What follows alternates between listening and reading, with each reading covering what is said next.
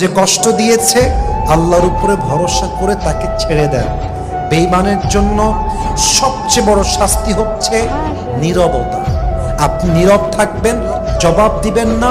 মাথায় রাখবেন, বেঈমানকে জবাব দিবে সময় এবং আমার আল্লাহ। এবং বেঈমানকে যদি আপনি আল্লাহর উপরে ছাড়তে পারেন, বেঈমান এমন শাস্তি পাবে যে আগামীতে বেঈমানি করা সাতটাই মিটে যাবে। ঠিক। আসসালামু আলাইকুম, সবাইকে রমজান মুবারক জানিয়ে শুরু করছি আরও একটি নতুন ব্লগ।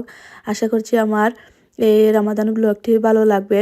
আজ তোমাদের সাথে আমার প্রথম রোজার দিনটা শেয়ার করব। সকাল থেকে সন্ধ্যা পর্যন্ত কি করি, কি ইফতার তৈরি করলাম, সেই সব কিছুই।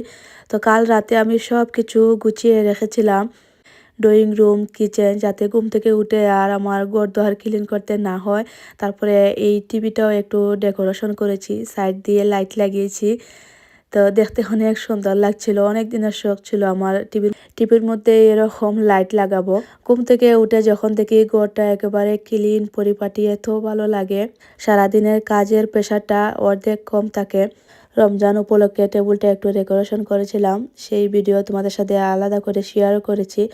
তো আজ যেহেতু প্রথম রোজা, তো এখানে হচ্ছে আমি ক্যালেন্ডার মধ্যে এক লাগিয়ে নিয়েছি। সকালে আমি একটু বাহিরেও গিয়েছিলাম আমার একটা দরকারে। তো আসার সময় আমরিনকে স্কুল থেকে নিয়ে আসছি। এখন দরজা জানালা খুলে দিচ্ছি, আমরিনকে খাওয়াবো। তারপরে কিছু বাজারও করে এনেছি, সেগুলা গুছাবো। আর আস্তে আস্তে হচ্ছে ইফতারের জন্যে রান্না বান্নাও স্টার্ট করবো, যেহেতু প্রথম দিন। সব কিছু টাইমের আগে ম্যানেজ করতে একটু কষ্ট হবে, এটা সবারই হয়। তারপরে দেখা যায় যে 2-1 রমজান পরে এটা অভ্যাস হয়ে যায়। 1 বস্তা পেঁয়াজ এনেছি, এখন বেছে বেছে রাখছি, যেগুলো দেখবো একটু পচা টাইপের, বা পেঁয়াজটা ভালো ছিল, একটু পচা হয়নি, তারপরও আছে না একটু যে পচে যাবে এরকম। তো এগুলো হচ্ছে আজ এই ব্লেন্ডার করে নেব, আর যেগুলো ভালো সেগুলো রাখবো। কিছু ফ্রুটও এনেছি, এগুলা ঝুড়ির মধ্যে রাখছি। আর আজ হচ্ছে আমরিনের আব্বুর ছুটি, তো আজ হচ্ছে একটু সুন্দর করে প্রিপারেশন নিব বা ভালো কিছু রান্না করব।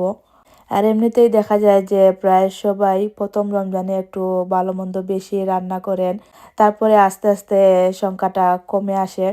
তারপরে দেখা যায় যে কয়েকদিন পরে আর এসব খেতে ভালোই লাগে না, ভাত তরকারি এইসবে গিয়েই শেষ হয়। কাল রাতে ছানা ভিজিয়ে রেখেছিলাম, এগুলো হচ্ছে সিদ্ধ দিয়ে তারপরে আমি আমার আন্দাজ অনুযায়ী বক্সে ভরে ডিপ ফ্রিজে রেখে দেব। এভাবে করলে দেখা যায় যে সময় বাঁচে, প্রত্যেক দিন চানা সিদ্ধ করতে হয় না।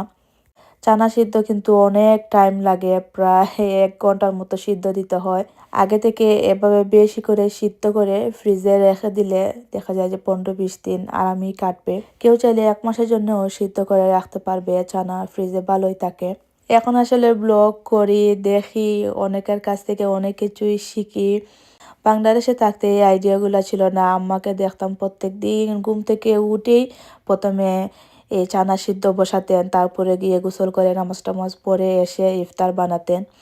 এখন যত দিন যাচ্ছে মানুষ দেখছে, শিখছে, আর আগের মতো কষ্ট করতে হয় না। আগে আমাদের মা চাচিরা অনেক বেশি কষ্ট করেছেন, এখন ফ্রিজ হওয়ায় দেখা যায় যে আমাদের কিছুটা কষ্ট কম হয়, অনেক কিছুই আগে থেকে করে রাখতে পারি।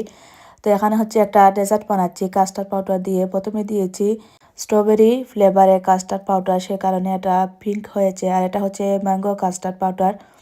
1 কাপ দুধের মধ্যে 2 চামচ কাস্টার্ড পাউডার দিয়ে গলিয়ে 2 মিনিট জাল করে বক্সের মধ্যে রেখে নর্মাল ফ্রিজে রেখে দিলেই হচ্ছে এটা সেট হয়ে যায়। আর হচ্ছে একটু চিনিও অ্যাড করেছিলাম, কাস্টার্ড পাউডারটা চিনি অ্যাড করা থাকে না।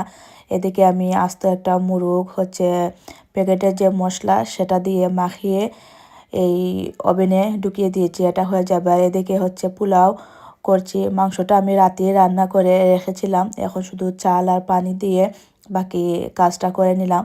আর এদিকে হচ্ছে এই চানাবাজি করছি। আজ ভিডিও একটু কমই করছি, ভালো লাগছে না, যেহেতু প্রথম রোজা, তারপরে ঘুম হয়নি, অনেক সকালে ঘুম থেকে উঠেছি। এই রাত এই 5টা-6টার দিকে বেডে গিয়েছিলাম, সব কিছু কাজ টাজ শেষ করে 8টার সময় আবার আমরিনকে স্কুলে দিলাম। 9টার সময় আমার একটা চিতা ছিল, সেখানে গেলাম। তো এসে আর ঘুমানোর টাইম পাইনি, তো মানে ঘুম যে আমার ফুল হয়নি, সেই কারণে শরীরটা অনেক বেশি টায়ার্ড লাগছিল। আর এখন ঘুমালেও হবে না, রান্না বান্না করতে হবে। এই যে অনেক পেঁয়াজ রসুন ব্লেন্ডার করেছি, এগুলা ফ্রিজে রাখার জন্যে। এদিকে আমি আসরের নামাজটাও পড়ে নিলাম। আজ হাজবেন্ডের ছুটি, সেই কারণেই এই এক্সট্রা কাজগুলা করে রাখলাম। উনি ছেলেকে রাখছিলেন আর আমি শান্তিমতো কাজগুলা করতে পেরেছি। আর উনি আমাকে অনেকগুলা পেঁয়াজও কেটে দিয়েছেন, ব্লেন্ডারও করে দিয়েছেন। অনেক পেঁয়াজ, প্রায় আমার 15-20 দিনের মতো হয়ে যাবে। পেঁয়াজ ব্লেন্ডার করা থাকলে ঝটপট রান্নাটা বসিয়ে দেওয়া যায়। উনি বাহিরে গিয়েছিলেন নামাজ পড়ার জন্যে, তো আসার সময় জিলাপি আর মিষ্টি এনেছেন। কেক আনতে চেয়েছিলেন কিন্তু আমি না করেছি। রোজার মধ্যে কেক খাওয়া যায় না, আর আমি তো ডেজার্ট বানিয়েছি। প্রত্যেক রমজানে হচ্ছে আমি কেক বানাই, কিন্তু এবার ভালো লাগছে না, যে বললাম শরীরটা একটু টায়ার্ড। তারপরেও এই টুকটাক দিয়ে প্রায় টেবিল ভর্তি খাবার হয়ে গিয়েছিল। আলহামদুলিল্লাহ। সবার রোজা কেমন যাচ্ছে অবশ্যই জানিও। আর একটা কথা মনে পড়েছে, ভেবেছিলাম পোস্ট দিয়ে সবার মতামতটা জানবো, কিন্তু যেহেতু এখন ব্লগ দিচ্ছি, তাই ভাবলাম যে এখন সবাইকে জিজ্ঞেস করি যে এই রমজান মাসের ব্লগটা কোন সময় দিলে সব থেকে বেশি ভালো হয়, এই ইফতারের আগে নাকি ইফতারের পরে। আজ যেহেতু আমি ইফতারের পরে ব্লগটা দিচ্ছি, আসলে কাজকর্ম নিয়ে ব্যস্ত ছিলাম, সেখানে ভিডিও এডিট করার সময় পাইনি। এখন একটু সময় পেয়েছি, তো এডিট করে তোমাদের সাথে শেয়ার করলাম। এখন আমাকে জানিও যে কোন সময় ভিডিও দিলে ভালো হয়। আমার কাছে মনে হলো যে ইফতারের পরে দিলে ভালো হবে, কারণ সবাই ইফতার করে নামাজ পড়ে হচ্ছে এক কাপ চা নিয়ে যখন বসেন, তখন এরকম একটা ব্লগ দেখতে ভালোই লাগে। বিশেষ করে আমি যে এটা করি, সারাদিন রান্না বান্না নিয়ে ব্যস্ত থাকি, মানে ফোনটা হাতে নেওয়ার সময়ই পাই না। ইফতার করে নামাজ পড়ে তখন দেখা যায় যে একটু মোবাইল দেখি বা কারো ব্লগ দেখি। তো অবশ্যই আমাকে জানিও যে কোন সময় দিলে ভালো হয়। ইফতারের আগে সবাই মোটামুটি ব্যস্ত থাকেন ইফতার বানানো নিয়ে। রমজান উপলক্ষে আজ নতুন একটা ফ্রাই প্যান বের করলাম, এটা দিয়ে পাকুড়া করব। ফ্রিজ থেকে আরও কিছু ফ্রোজেন জিনিস বের করলাম, এই যে সমোসা সিঙ্গারা এগুলা যে বানিয়ে রেখেছিলাম, এই যে আগে থেকে করা ছিল বলেই তো এখন ঝটপট বের করে ফ্রাই করে নেব। আজকের চানাটা দেখতে যেমন সুন্দর হয়েছে, খেতে অনেক বেশি মজা হয়েছিল। পাকোড়াটাও সেই লেভেলের স্বাদ হয়েছে। এখানে আমি মসুর ডাল আর মুগ ডাল একসাথে মিক্স করে ব্লেন্ডার করে বানিয়েছি। রান্না বান্না প্রায় শেষ, এখন হচ্ছে টেবিল সেটিং করব। এক এক করে সব কিছু এনে টেবিলে রাখছি, আর বেশি সময় নেই, আধা ঘন্টার মতো সময় আছে।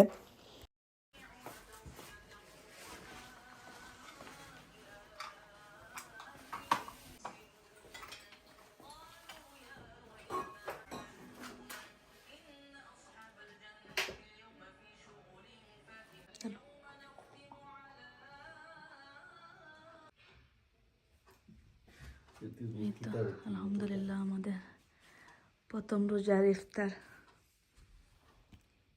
এই যে ফ্রুট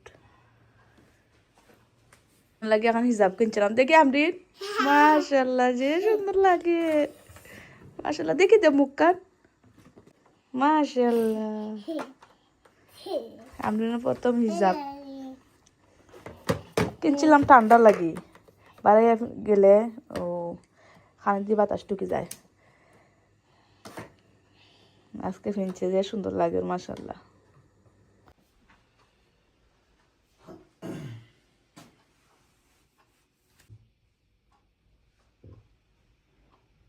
ছেলে মেয়ে ঘুমিয়ে আছে।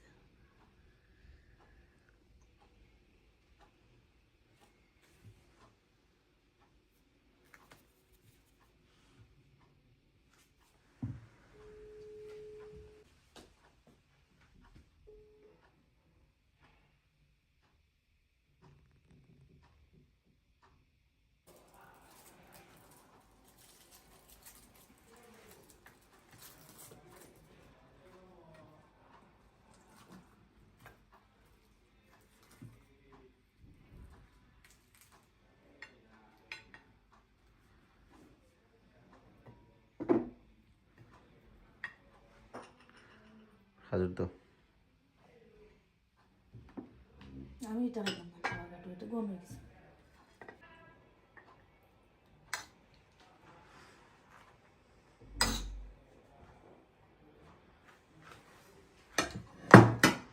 চালাতে লাগবে না।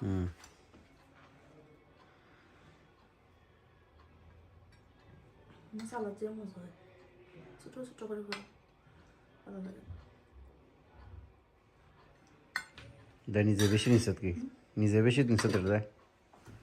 না আমি বড় বড় হয়ে যায়, ছোটো কথা আচ্ছা ওই একটা কাম করো আর কিছু আর।